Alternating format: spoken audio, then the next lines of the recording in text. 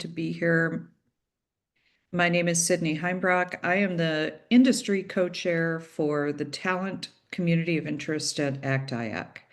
I'm a former senior executive at OPM and now serve as Chief Industry Advisor for Public Sector at Qualtrics, which is a digital platform that brings together qualitative and quantitative data to drive better decisions about talent management.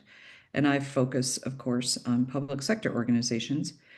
I'm joined today by our new industry uh, vice chair, Alka Bave. Alka, can you give a quick introduction? Yes, hi. It's an honor and pleasure to be here with everyone. My name is Alka Pave. I am a president at Fearless. Fearless is a digital services integrator. 27 plus years of experience in government contracting. I've kind of worked large, small, for-profit, nonprofit, all the kind of full spectrum of companies. I have a technology background, and I'm actually very excited to bring that mindset and aspect to our talent COI, because I think that's the intersection of those two is extremely critical. So very excited to be here and look forward to working with everyone. Great, thank you. So we are joined today. I'm really, really excited to bring Jeff Neal to this community to chat with us about his experiences and really well thought out perspectives on things that are happening right now and what's coming for us in federal talent management, which is very much in the news these days. Just a quick reminder, we want this to be a community conversation. And so as you listen, if you have comments, if you have questions, we're asking you to use the raise my hand function on Zoom. You can also throw it into chat and we'll call on you. Nancy will be managing that for us while I talk to Jeff, and I want to turn it over to Jeff to tell us about his really impressive background, quick overview of what led you, Jeff, into federal service and what you contributed while you were there. Thanks. Nice to be here. Thank you for having me. My name is Jeff Neal. I spent 33 years working for the federal government. I actually got into government sort of by accident. I had a degree and no job, and so I took the PACE exam that some of you might remember, some of you might not. It's an old civil service exam, and I happened to test very well on general knowledge tests that test general knowledge and not much of anything else. And so I was offered a job in a personnel management intern program that the Department of the Navy used to run.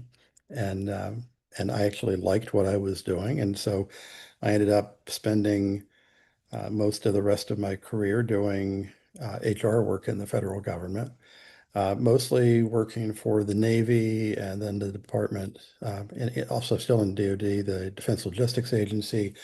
Had a couple little detours out into the General Services Administration and the Department of Commerce. And then the last 2.5 years or so of my career, I burrowed out into a political appointment as the Chief Human Capital Officer at the Department of Homeland Security. And for the last couple of years, I've been retired. So I guess I'm the president of whatever the hell I want. So, so it's a nice type of work if you can get it. So, Yeah. so that's what I do these days. It's basically whatever I want. I offer opinions on things. I used to do some consulting, and I kind of lost my interest in that. And so now I just offer opinions free of charge to people who want to talk about issues. Well, I mean, Jeff is understating his contributions to human capital and government. So very well-deserved break from the really relentless efforts that you made when you were leading talent management in government. And of course, this is Public Service Recognition Week. So happy PSRW, everybody. maybe not so happy right now, right? I think we need to get that out on the table. And Jeff actually did that in a piece, Jeff, that you published this week, that is really very thought-provoking, acknowledging this is a very different PSRW. And I wanted to give everyone a chance who hasn't seen that article to listen to that message and just invite you to share your thoughts about this week of all weeks. I think this is a public service recognition week like we've never seen before. And the reason is primarily is DOGE, the Department of Government Efficiency, or the destruction of government everywhere, depending on how you view it. And so I talked a little bit in this blog post about that and about what DOGE has done. Um, and I think the problem is DOGE was pitched as something that was bringing in Silicon Valley style disruption and a visionary approach. And it's turned out to be very different from that. Um, it's uh, it's making a lot of changes without a lot of data to back them up. And most of us who've been successful in making change happen in government did it based on data and an analysis of what we need to do, what it takes to get it done, where we have problems, where we can have solutions, and well thought out, data-driven solutions. And what we've seen is something that seems to be a mix of ego and politics driving really radical changes. Um, so radical that they have made some changes that they had to undo because they found out they were getting rid of people like people who oversee nuclear weapons. Why do we need those Mhm. people? And so I think that's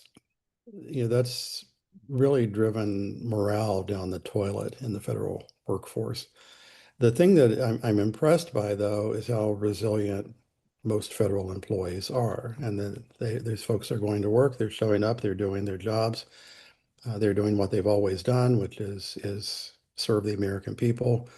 And so, while they may not be getting the kind of recognition that they should get from their own employers, I think most of us recognize that the federal workforce does a lot of really, really good stuff. Um, and I think we Yeah. also need to recognize that um, this is a week where people will be putting out all the nice little messages supporting federal workers, Mhm. but I think we ought to look at what we really need to support. And I think there are a few things that are really important in this. One is we still need a merit-based civil service. We've seen what happens if you have a spoils-based civil service. We also should reject radical cuts in the workforce unless those cuts are driven by real data. I have no problem with making reductions in an organization if they make sense and if you can do it based on real analysis or real data. I still think we do need to invest in modern tools. We need to do a lot of things better in government. We need to recognize that civil service really is based on a lot of outdated processes.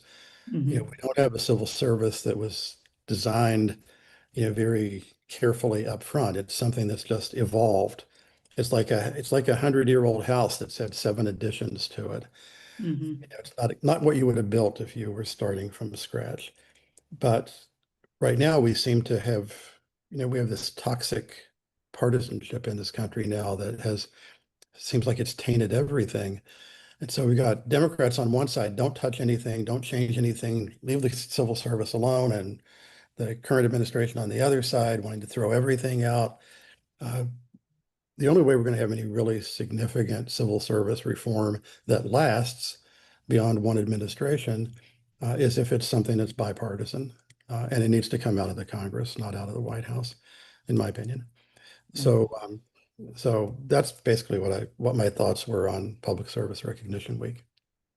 So, on the subject of civil service reform and management transformation in general in government, you published before this week's article, you published an article that really makes a cogent business case for consolidating management operations into a single department. And of course, subsequent to that, we've seen a notification from OPM that they're doing a sole source award to Workday to create a central HR management system, which seems to sort of go along with your view on that. Can you tell us what you experienced in government that led you to this conclusion? Sure. I spent a lot of my career at the Defense Logistics Agency, and DLA is a working capital fund agency.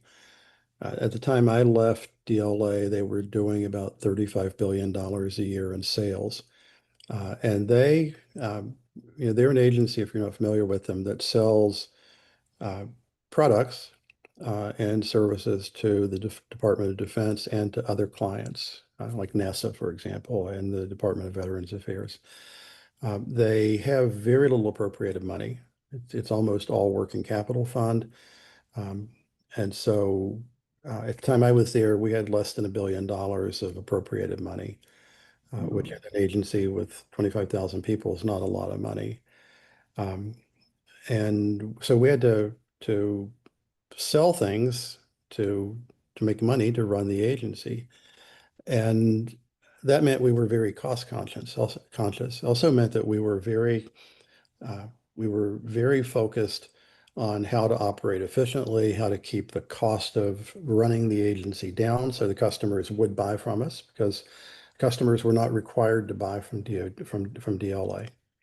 And so one of the things we found when I first got there was we had a completely broken approach to human resources. And what we had HR offices spread around all over the agency, staffed in different ways, following different processes, taking forever to fill jobs. The way I described it in a proposal I gave to the director of the agency, I described it as the HR operations saying we're slow, but at least we're expensive. And and it turned out that we could actually make things work a lot better. And we did. And the way we did it was we consolidated all of HR into two HR offices in Ohio and Pennsylvania. And um, we reduced the cost of the operation by 28%. We reduced our average time to fill a job from start to finish to 62 days. We had a goal of we did customer satisfaction surveys constantly because we were trying to find out how we were doing and how we were perceived by our customers. And so we did random samples of people who had transacted business with us to see what they thought. And our initial goal was once we were consolidated, was to get that to an average rating of 4. And within a year, we had to change the goal because we found it wasn't realistic because we were averaging about 4.75. And this Nice. was from an operation where people hated HR. Yeah. And what we found in looking at how fragmented we were is people were going out and buying software to do things. They were coming up with work processes that in many cases made no sense. And interestingly enough, the most the most well-staffed HR operation happened to be in Philadelphia. Mhm. They were generously staffed would be an overstatement. Excuse me, an understatement. They had I think they had it was like 1 to 30 or 1 to 35 servicing ratio, which is just Wow. I mean it's like anybody who's ever worked in federal HR knows if you had a 1 to 30 and you couldn't provide concierge service to Yeah. everybody, uh, What's then the industry standard? well, in government, people tend to want to aim, if they're really being optimistic, 1 to 100. Yeah. And so, but they had the longest fill time. It took them an average of 9 months to fill a job. Mm. And then looking at what they were doing, what we found was they had so many people, they had to come up with things for them to do. And since they had to come up with things for them to do, they added steps to the process. And every time they added a step to the process, it added time to it. And so you could give birth to a new employee in the time they could hire one. So, so they were, if you want to use a technology example, one of the old sayings is that whatever one developer could do in a week, three developers can do in 3 weeks. And I think the same applies to HR. Sometimes if you throw too many people at a problem, you don't get a solution, you get a mess. Yeah. And so we promised that we would cut cost. We did. We promised that we would improve service. We did. And I was viewed as the son of Satan by a lot of people in field activities because I was taking away their independent HR operation. Mm-hmm.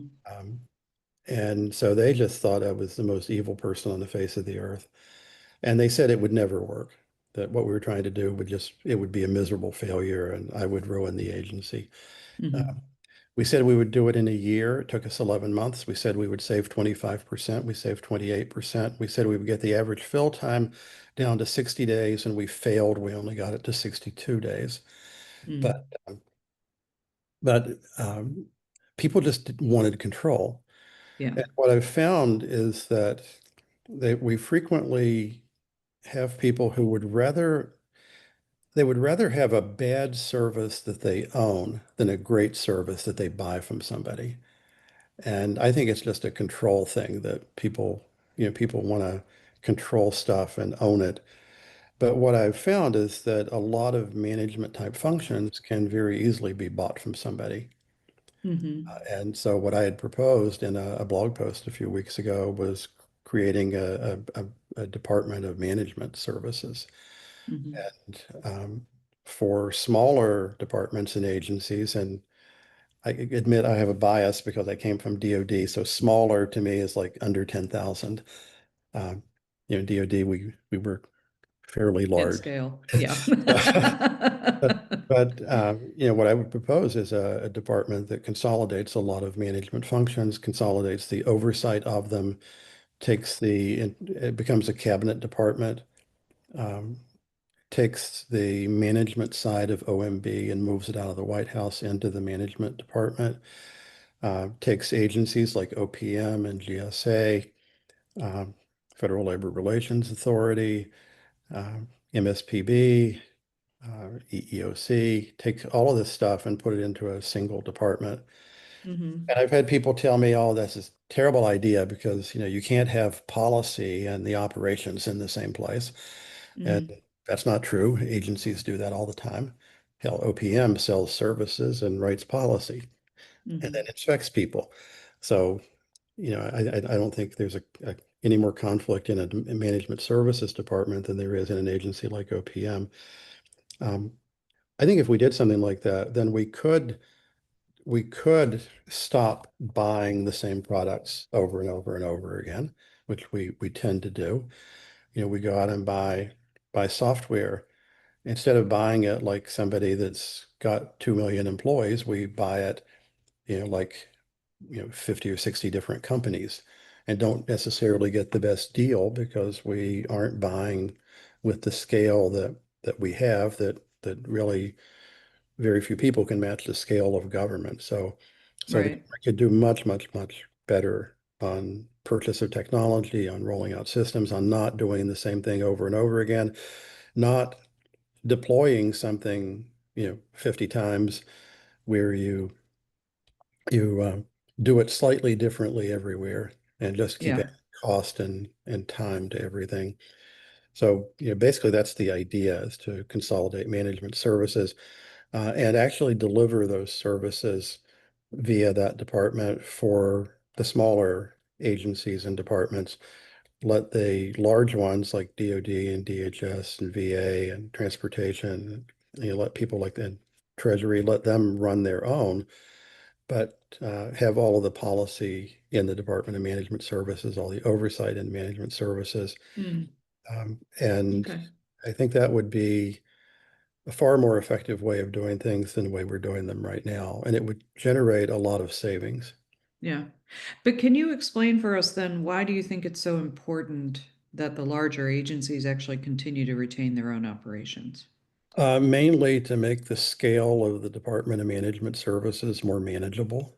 Um, Okay.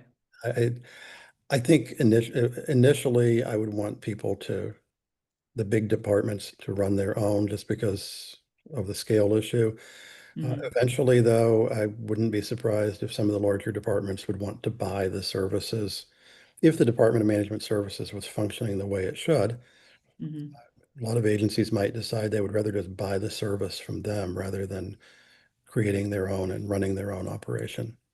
Some of them wouldn't, some of them would. Depends on, Yeah. how what their focus is. So, and you mentioned that in your view, policy belongs in this new Department of Managed Services. So, what authority would that department have over the cabinet agencies that are still managing their own back office operations? They would own overall government-wide policy. They would own the regulations. They would own the oversight.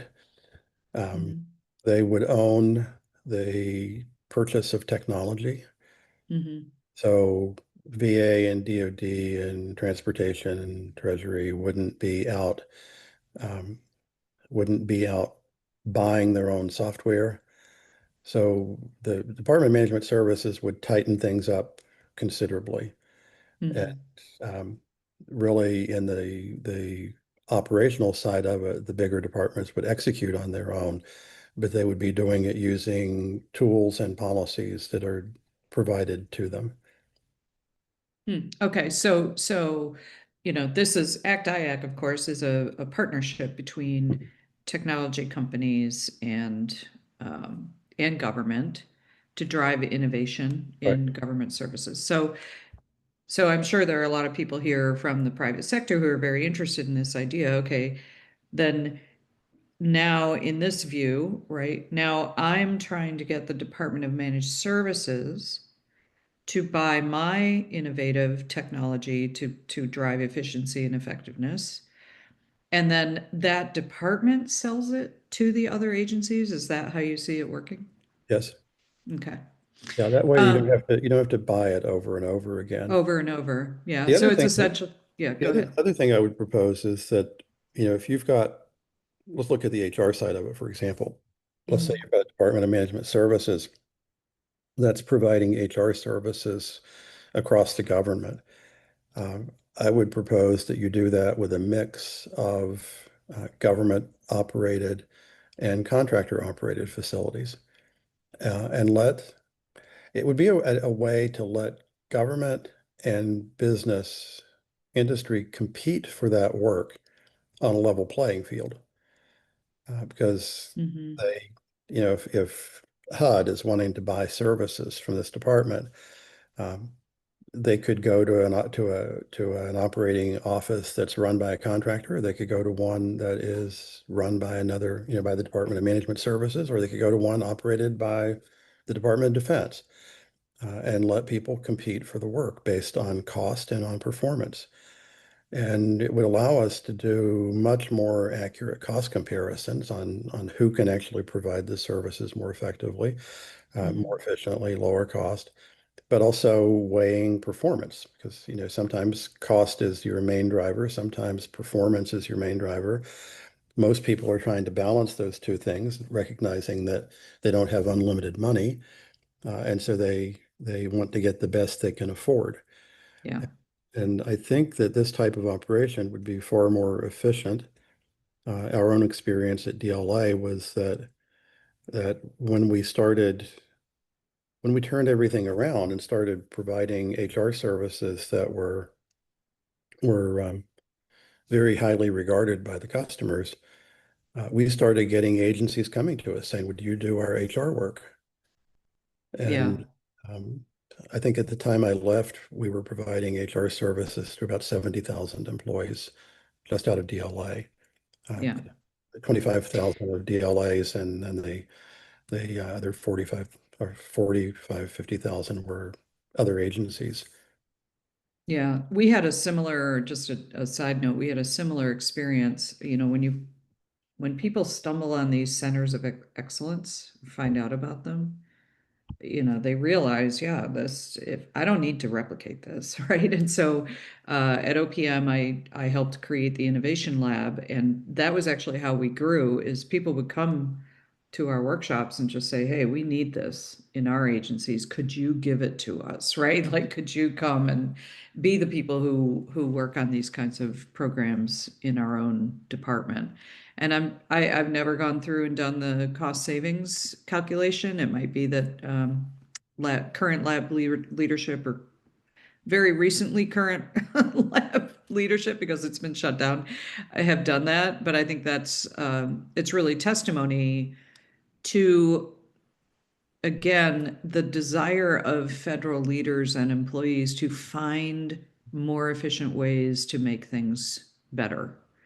We at DLA, when we stood up the unit that we stood at, the centralized HR offices, those had customer account managers that basically served as the human resources officer for the customers, but they belonged to my organization, to the centralized organization. And about a year after we were done with all this, the person who thought I was the son of Satan was the deputy commander in Philadelphia, senior civilian there. Mhm. And he was coming to my office along with all the other field deputies to talk about some big HR issues. And he told me he wanted to bring his HR guy with him. And I'm thinking, he wants to bring his HR guy. I thought we got rid of all his HR guys. And so I said, sure. So who's he walk in with? My customer account manager, who sits there and argues with me about something. And after the meeting, the guy who worked for me came to see me. He said, Jeff, I'm sorry for sitting there and arguing with you, but I was trying to represent my customer's interest. I said, no, no, no, no, no, please do not apologize. You did exactly what you were supposed to do. You were there Yeah, to represent your customer, not me. right. And all that proves is that we were right. This type of operation does work, and it worked very effectively. So, I do Yeah. think that these types of operations can work very well, and they will attract business if they're well regarded. Mhm. I remember the director of DLA getting me to come to see him one day, and he said, "I need you to stop talking about HR stuff so much outside of the agency." And I said, "What do you mean?" He said, "Well, I met with the commander, the four-star at the Special Operations Command." And I was explaining to him, I was doing my briefing on all the things that DLA is doing for them, how they're providing service, how they're doing all this, how we anticipate their needs, blah, blah, blah. And he said the Admiral, um, he listened for like 10 minutes. And he said, okay, stop, stop. You guys are doing great. On logistics, you guys are great. We love you. I want to talk about how we can get you to provide our HR services. And so he came back and said, please do. He said, I wanted to talk to him about the agency, not about HR. But it turned Yeah. out that he wanted to buy our HR services. And and we got to the point where we were actually turning away customers. Mhm. I had one agency come to us that we had provided service to once before. They were incredibly difficult customers. And they came back and they said, well, we'd like for you to do our HR service again. I said, well, no, I don't think so. And the guy said, why? And I said, well, good customer service begins with good customer, and you are not. You're a really bad customer. You're overly demanding, you're unreasonable, you don't make decisions, you take forever to do things, and then you complain that things take too long when our data shows that 90% of the time is consumed by you because you can't make up your mind about anything. So no, we don't really want to provide HR service to you. You're a bad customer. And so we told them no. Yeah, that's in the private sector, that's called customer segmentation. Right, and divorcing a bad customer is Yeah, common practice. oh yeah, and you all know that sometimes the money is not worth it. Yeah, yeah, Customer is just, exactly.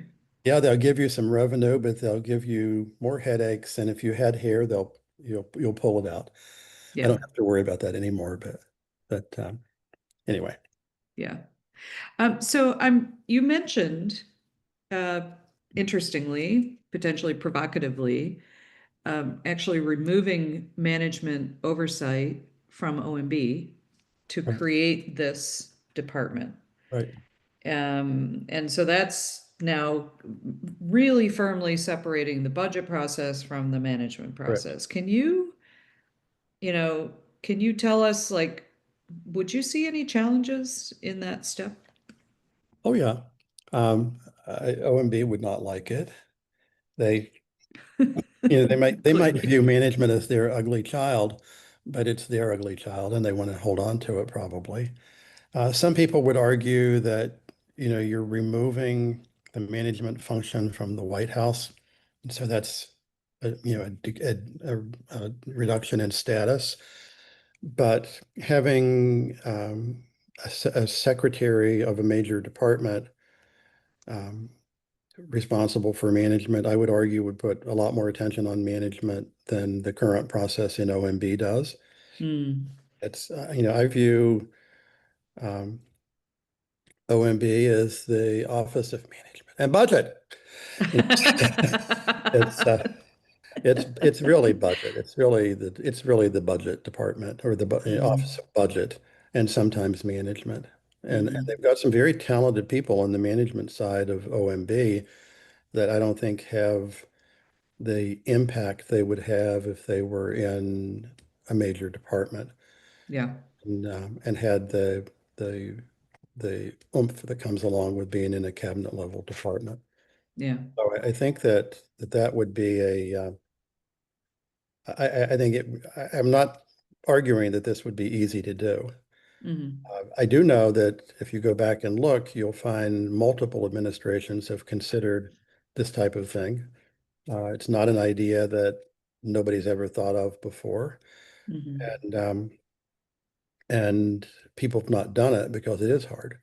Hmm. But the fact that it's hard to do shouldn't stop us, particularly given some of the stuff that's going on right now. Agencies are getting whacked in a lot of different ways right now with DOGE, and um, and they're going to have to find some ways to cut their cost and be able to reestablish some of their programs. And one of the places to cut the costs is in overhead functions. And Yeah, much as I don't like to think of the work I did for years as an overhead function or mission supporting type function, um, it really is. It's not the reason. There's no agency other than OPM that exists to do HR. There's no agency other than OMB that exists to do budget.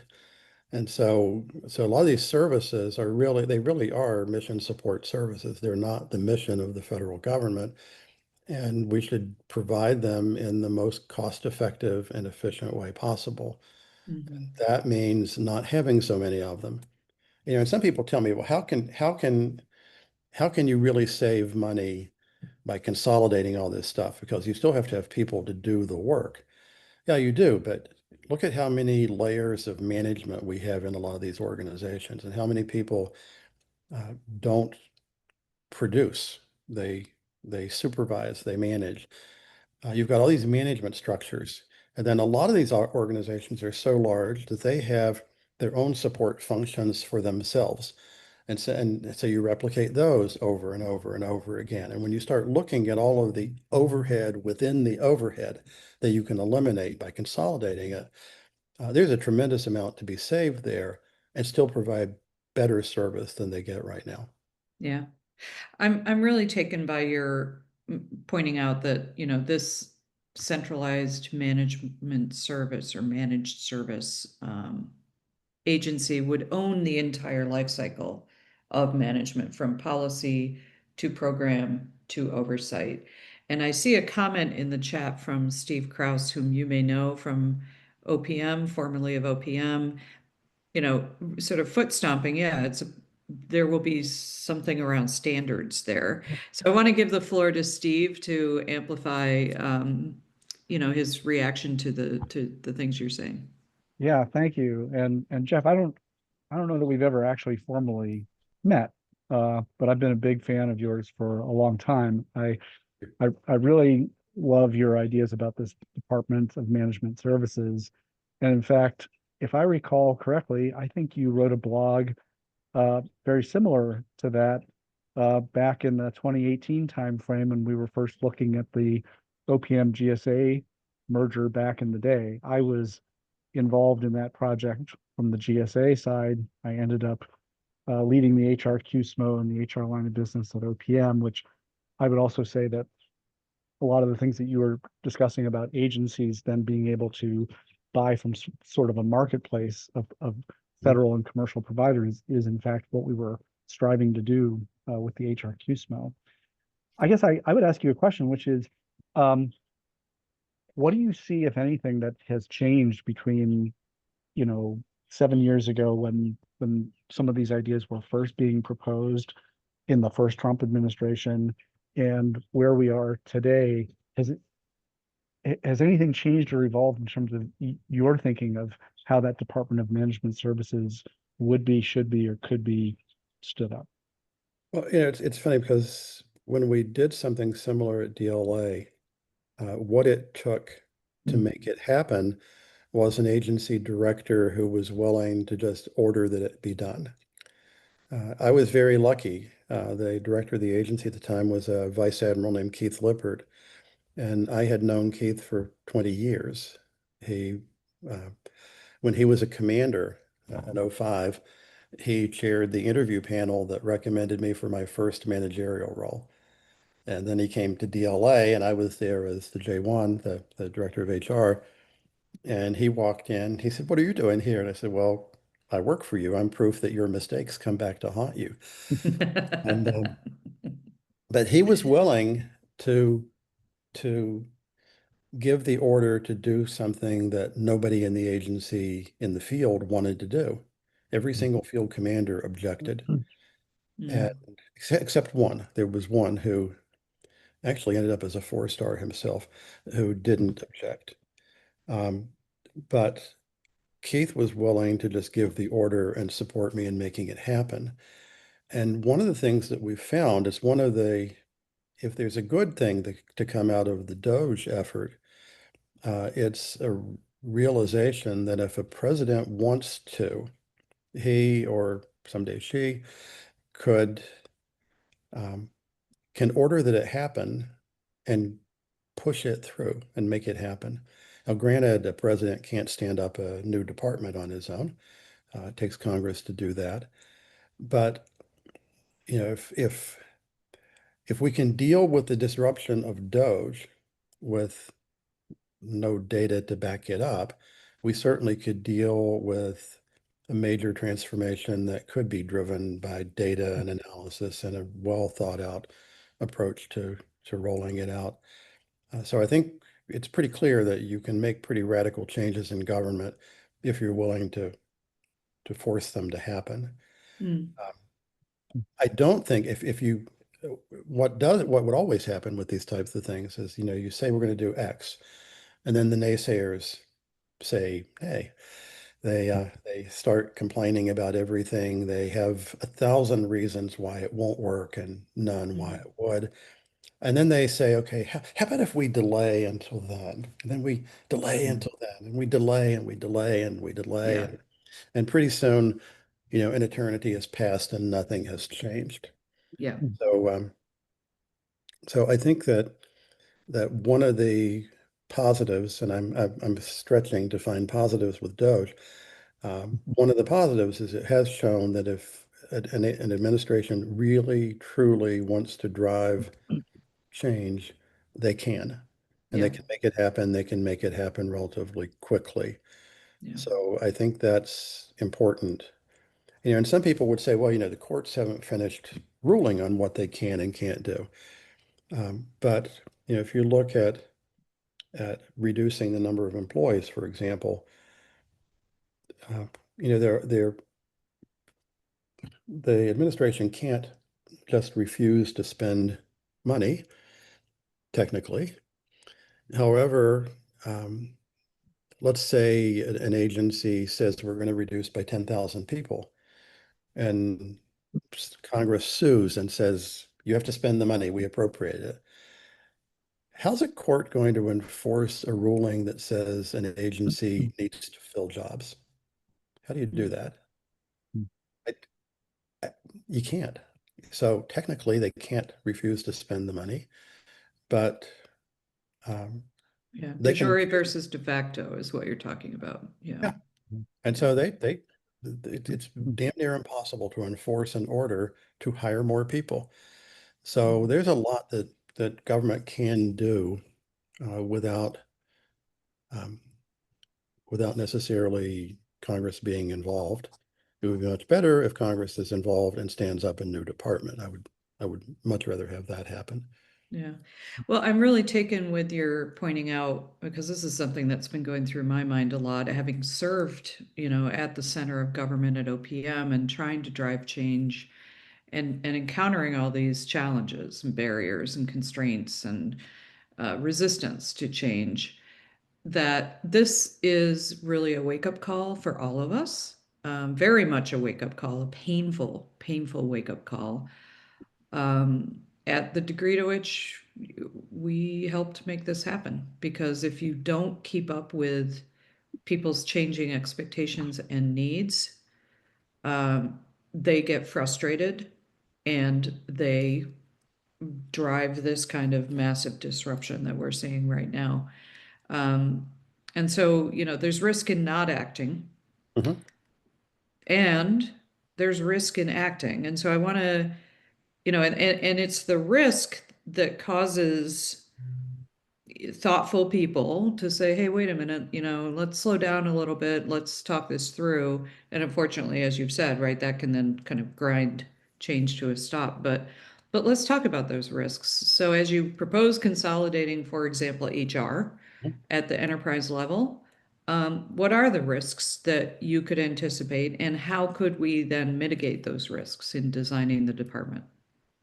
Surprisingly, one of the biggest risks we ran into at DLA, and we found we had to move very quickly to keep it from happening, was losing talent. Mm, If you, of all people in government, the ones who know how to work the system and find a job are generally HR people. So if you say to a bunch of HR people, we're going to be eliminating a lot of HR jobs, they start heading for the doors. mhm. And I said earlier that we had said we would take a year to do this consolidation, and we did it in 11 months. We did it in 11 months because we were trying to stay ahead of people leaving. And Yeah. we would lose people because we were reducing the number of jobs by 28%. So yeah, you're gonna lose people when you do that, and you want to lose people, but you want to lose the right people. You want to lose the ones who are not your performers. You want to lose the ones who are doing work that doesn't need to be done anymore. You want to lose the right people. And so we were trying to stay ahead of that to make certain that we had the people to keep executing the mission while we were doing the transition, and that we didn't lose our highest performers, because we needed to retain those people, you know, really definitely need to retain those people. So Mhm. that was a big risk. The other risk is letting the naysayers throw roadblocks at you and stop you. Mhm. Yeah. One of the biggest um, obstacles to progress is time. The Yeah. longer people can delay things, the more likely it is they can come up with some reason to stop it. Yeah. And excuse the term, but we basically crammed this particular transition down their throats. We moved very quickly. We didn't give people a chance to say no. When people resisted on things that had already been decided, we would just make it clear this has been decided. We were very lucky because we were in an agency where the director is basically the king, and the field commanders were all 1 stars who, desperately wanted to be 2 stars. There are people who argue that if you retire as a 1 star, you failed because the promotion rate for 1 stars is 50%. Half of them get a second star. So, Mm. it's a lot, it's a lot, it's a lot harder to go from captain to rear admiral lower half than it is to go from rear admiral lower half to rear admiral upper half, from 1 star to 2 star. Mhm. And so these folks knew that their careers were dependent on the director of the agency. And so when they were getting out of line and trying to stop stuff, I would just go to the director of the agency. He would call them, remind them who does their fitness report, and they would get back in line. And we were able to push through and make it happen. Yeah, It worked so well that the agency then did the same thing with IT support and financial management. interesting. So we consolidated a lot of stuff in the agency after we proved with HR that it could work. Yeah, interesting. Well, I mean, this has been really very insightful, very inspirational. And I want to echo actually a comment Steve made to thank you, Jeff, for your perspective on these topics, and give you a chance to close with again recognizing this is PSRW. We've got human capital leaders still in government, sort of trying their best to keep things stable, keep things moving, and execute the policies of this administration. So, speaking to those people who are really on the front lines of all of this really major disruption, what advice would you give your former colleagues at this time? Uh, the civil servants are very good at carrying out policies of administrations, whether they support them or not, because that's the job. That's what we signed up for. We sign up, we take an oath of office to support and defend the Constitution, and we carry out the policies of whatever administration is there. And sometimes we love those policies and sometimes we hate those policies. But our alternative, if we don't like the policy, if it's a legal policy, our alternatives are very limited because the administration gets to set policy. That's what they get elected to do. Um, and I think this administration would have found that those employees would have been very helpful if they had just Yeah. asked them and said, we want to reduce by 10%. How would we go about doing that? Mm-hmm. They would give you the answers. They would tell you the ways to do it that are least disruptive and that maybe they'd wanted to do for a long time and nobody would support them in doing them. Mm-hmm. And I would encourage people to keep on doing that, keep on doing what civil servants do, which is carry out the policies of the administration. If it becomes something that you just can't abide by the policy, you just think it's horrendously bad, then the only alternative is the only legitimate alternative is just go find something else to do. Yeah. But for the most part, civil servants have been very good at carrying out administration policies, and most administrations, Republicans and Democrats, will tell you that one of the things they wish, one of the appointees will tell you, one of the things they wish they had done earlier was trust the civil service workforce.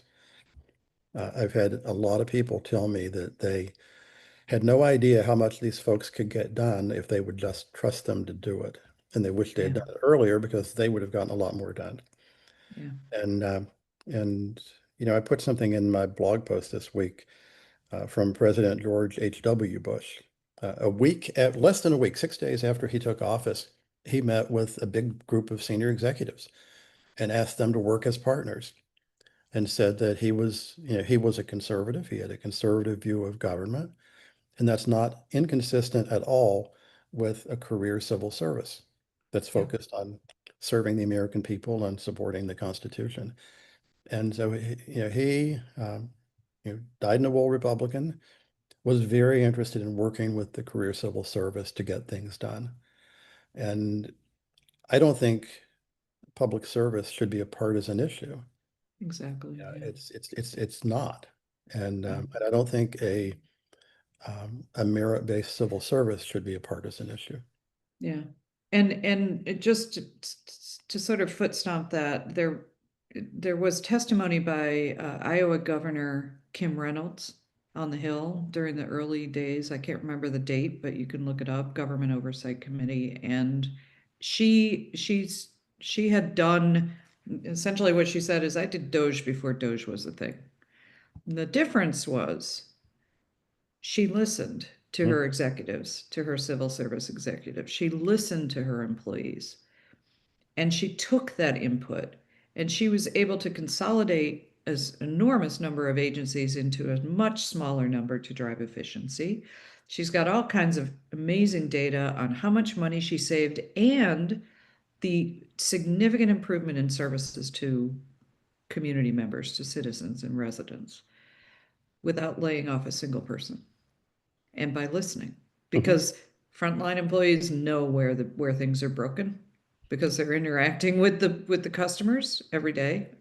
So if you listen, boy, you can get a lot done really fast. You know, at DLA, when we reduced the staff by 28%, you know how many people we laid off?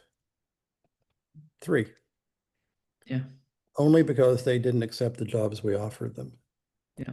So we didn't do that in, some bloodthirsty way where we're out slashing and burning. We did it by helping people transition out, by giving people early retirement, by offering buyouts to people, by finding other jobs for people that were vacant in the agency. Yeah. Did a lot. And it takes more effort to do it that way, but it's the right way to do it. Yeah. Well, Jeff, thank you so much for coming and sharing your wisdom, your experience, your expertise, your ideas for how to drive true, valuable transformation forward for the American people. Appreciate your time. Thank you, everybody, for joining. Please continue to engage with us. We're working on a new project in the talent community of interest to support this period of deep, significant change. So please join us. And thanks, everybody, for your time today. Thanks, everyone. Thank you.